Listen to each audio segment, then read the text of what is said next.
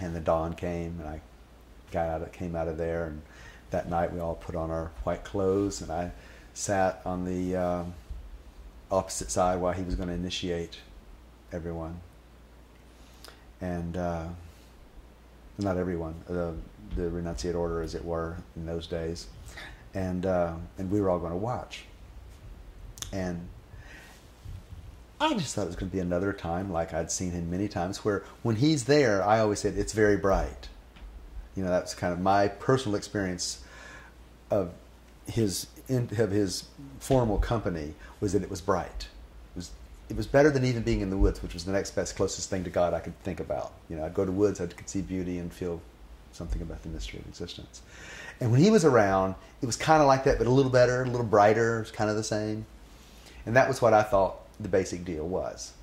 That when you got around him, there was kind of this heightening of awareness. And you could feel a churning of your own garbage from that intensity. But the relative to awareness and consciousness, it was just brighter. Like somebody had just gone into a dim room and they turned up the lights. So I thought that was the basic deal. And you understand yourself, and you learn to do this and that, and conform your life to the Eightfold Way, harmonizing way, or whatever, and you could, be brighter and brighter. I had no idea, of course, and but that was my whole experience, and I'd been a full-time student for 3 years by this time, and that's what I thought spiritual life was. And the critiques were brilliant and wonderful enough. That was good enough for me, even without the little extra brightness. But the extra brightness was fine, and I liked it a lot and thought I was spiritual. And so I saw him, and it was evening, it was dusk, and I saw him coming over the hill.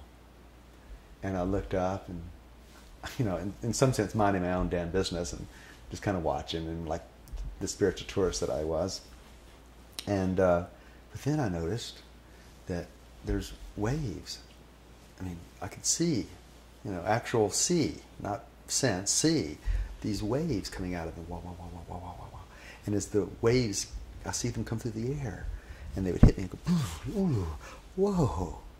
And I just went, whoa. I looked up and I went, wow. And I saw, here comes another one. Boom, boom, boom, blah, blah, blah, blah. And I was like, whoa, it's like coming. It's like drugs or, intoxications. And I kept watching. I went, wow, oh my. And it kept going, wave after wave. And every wave that hit me, I relaxed more deeply than any time in my entire life. And that was very obvious that I was more relaxed than any time I'd ever been. And with every wave, I was relaxing even more, until it was just like, it wasn't just waves, it was heart, joy, love, bliss just inundating me. And I'm going, oh, oh, oh, oh, oh. And I looked, and he kept coming down, and I could still see these waves just washing over me and everyone else, and we're all just becoming baptized in spiritual force and heart force. And that's when I understood how I'd always kept him apart, checking him out. Well, I don't know if you're that spiritual. Yeah, you're pretty cool. And that's when I saw I did that. And that was why I couldn't feel anything.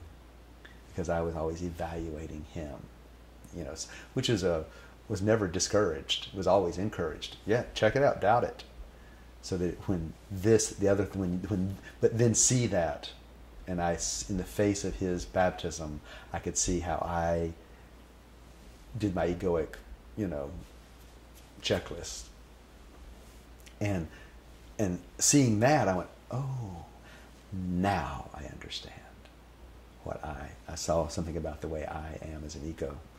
And so then the waves just kept going and kept going, and I'm sitting there going, oh, he is a God. He is God. Now I understand what he means when he says, I am God. This is a transmitting, powerful master. This is about as subtle as a left hook from Cassius Clay. This is not, spiritual. Nothing like it. It was forceful power, heart. Waves and waves of it. And then I'm sitting there, of course, so happy. And then I see in psychic vision my lower coil unfold until my body mind is sublimed into the oneness of the manifest universe. and I am one with all radiant, vibrant existence. And I'm still just at one, just watching him do this initiation. And then I'm like, oh my God, what a God transmitter. What a transmitter of the heart power. And I'm just, this goes on and on. This lasts a long time. What was it, an hour and a half, something like that. It was a long time, and the whole time it just wave after wave. And I'm still thinking, wow, now this is the coolest thing.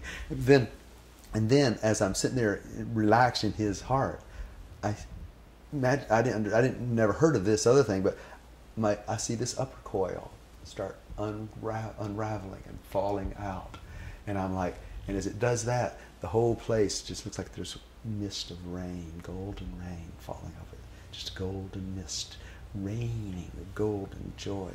And I am, all the upper coil mystic visions are just dazzling my brain cores, and the corona radiata is dazzled in bliss lights. And then it was dog shit.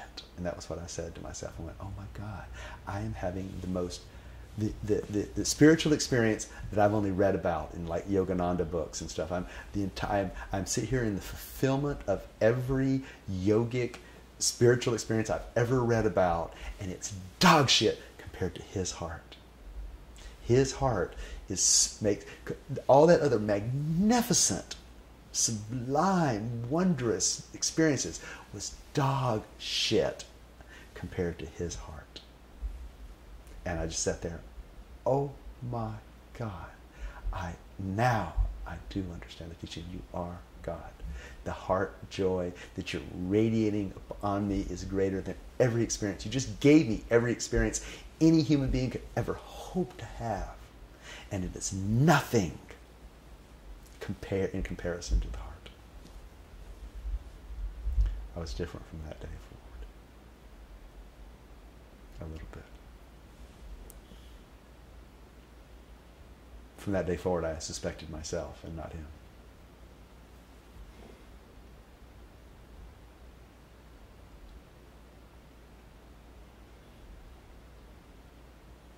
What blessing.